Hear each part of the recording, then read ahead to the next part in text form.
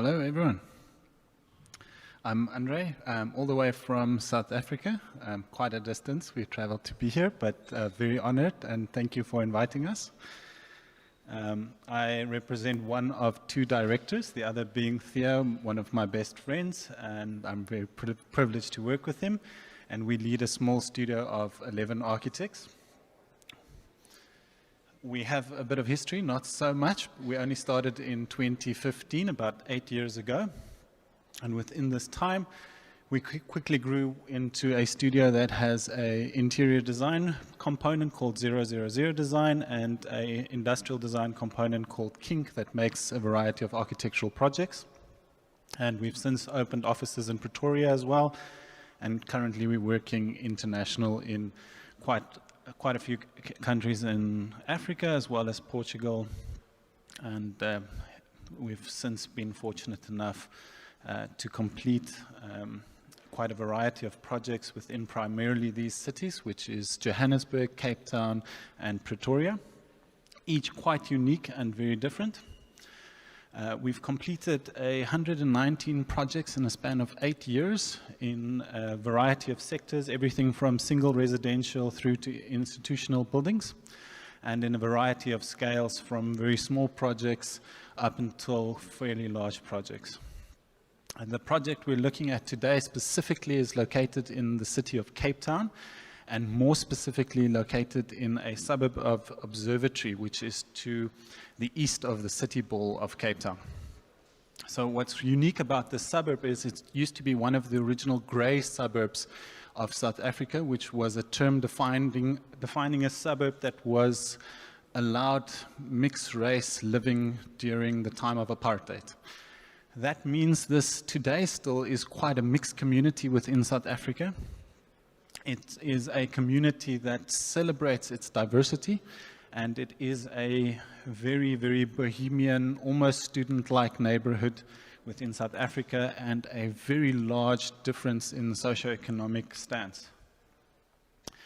What you'll see here is that predominantly this is a single-story and some occasional two-story developments, except for the projects highlighted in green, which are all higher and all by our studio within the last few years. This has meant that we have focused incredibly hard on a specific neighborhood of Observatory. This area was marked as an urban development zone, and we were fortunate enough to be located right in the middle of it, our offices, and hence it has followed out.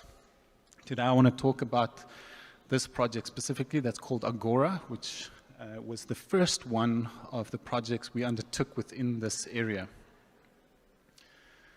What was quite amazing when we started this project, I mentioned that it was predominantly a single-story environment that we found ourselves in. The existing structure on the stand was, you'll see, a Vespa restoration workshop, which coming to here was quite interesting because I'm seeing Vespas everywhere. But the structure itself wasn't noteworthy, and it was marked for total demolition, which we then totally demolished. We also knew that the stand next door, which was one of the remaining large stands of the area, would eventually become a highly developed site. At the time, we did not know that we would be the architects for that site as well, but we knew that we were in the proximity of another future large building. So the question that arose was, how do we create context-specific, high-density housing within a low-rise community, and very important, get the buy-in of this local community. Doing that while keeping the project feasible, and most importantly, a high level of end-user satisfaction. We obviously then went into quite a lot of detail as to what is the primary objections of the community of other developments. We went into previous planning applications that have failed, and we in detail scrutinize those. And the primary considerations was, one, it should have parking, because in Cape Town, which is, funny enough, a fairly European city, parking, like most of your cities, is an issue. And over and above that, there was a big concern that it would become student housing, because we are very close to the University of Cape Town. So to solve that, we created a basement, we created a parkade, we used the 2 streets to gain access, 1 ramp up, 1 ramp down. There's also a bit of a natural slope on the site. But now on a 306 square meter stand, we had to make sure our project remained feasible. So to do that within our context, it's actually very difficult to do a single circulation core.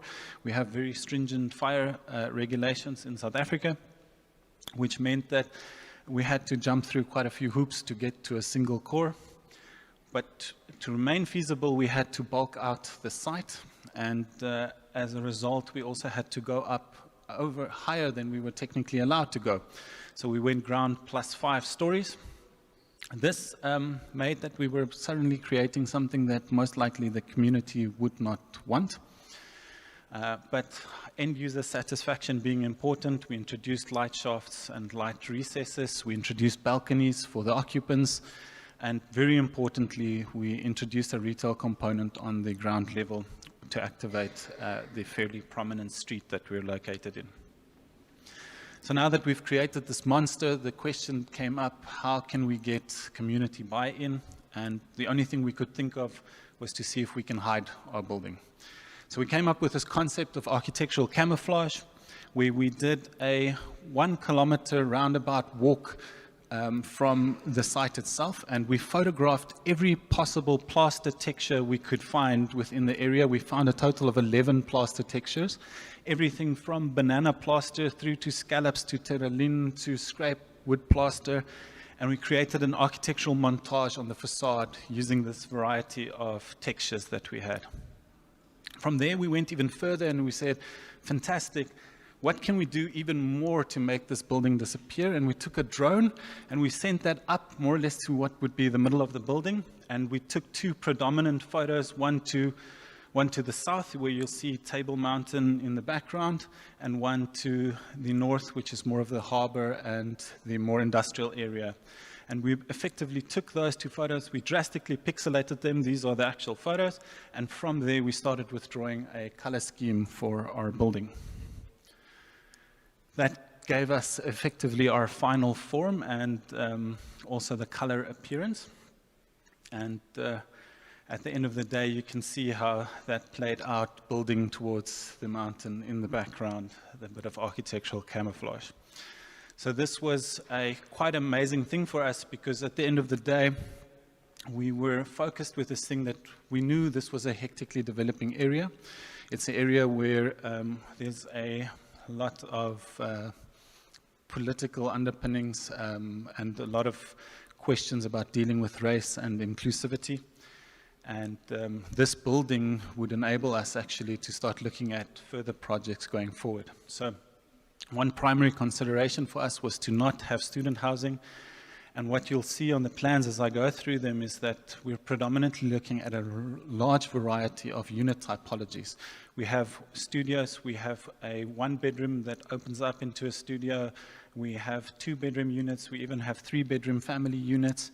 And the intention here for us within this mix of unit types and typologies was to make sure that we have a building that does not attract specifically students, but attracts a variety of tenants and ensures that we have longevity. We did not want to stop there within this concept of the new together to bring in the local community. So one of the ways we started to doing that was in the process of collaboration. We specifically approached a local a local graphic designer that is situated fairly close to the site itself, and we worked extensively with her to design a brand for the building as a product, and that was put throughout the project itself. You'll see the building is named Agora. Our client is Portuguese for now. It meant that we wanted to bring the end users as well as the community into the now, into a conversation that was not about the yesterday and not about the tomorrow, but about enjoying the place where we are currently at. We went further and approached a local industrial designer to design custom light fittings for the building. All of this was done in collaboration with our studio, and it's been since such a nice light fitting that you can actually now go and buy it from Joe's website. He was amazing.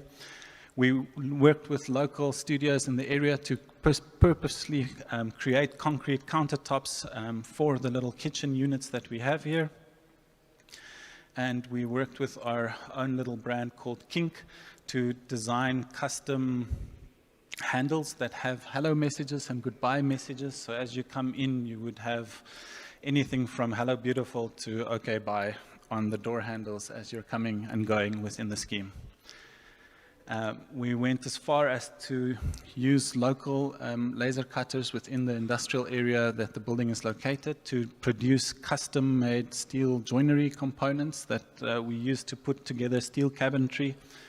And then this was done with local unskilled labor assembled on site. And this is what that came out as. And I think here you can get an idea of what this building sits at, what it looks like within the local community and within the context. And it's been an incredible privilege for us to work on this project, and the amount of feedback and positive feedback and engagement we receive from the community throughout this process has been absolutely amazing. We were very much deeply on site during COVID and started taking first occupancy during this time as well. And the resulting factor is that we have a building that has not changed tenancy in the past 3 years and has been fully occupied since its inception, which has been great for us. Thank you very much.